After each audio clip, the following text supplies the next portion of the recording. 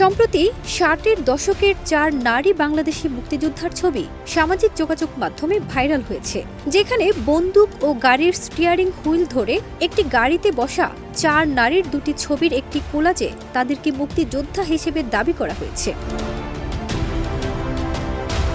কিন্তু এই ছবিতে থাকা নারীদের পরিবার তাদের মুক্তিযোদ্ধা দাবির বিষয়টি মিথ্যা হিসেবে নিশ্চিত করেছেন।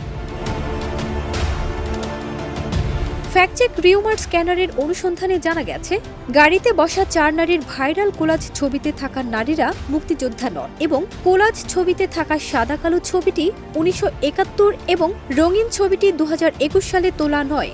মূলত সাদা কালো ছবিটি ১৯৬১ এবং এই ছবির অনুরূপভাবে রঙিন ছবিটি ২০১৭ সালে তোলা।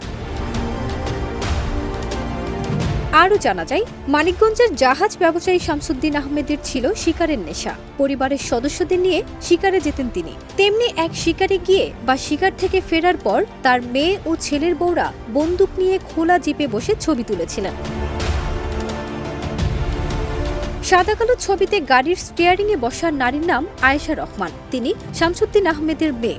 সামনে তার পাশেই বসা শামসুদ্দিন আহমেদের ছেলের বউ রোকেয়া আহমেদ। তার পেছনে অন্য দুজন হলেন শাহানার আহমেদ ও রাশিদা আহমেদ, তারাও ছেলের বউ।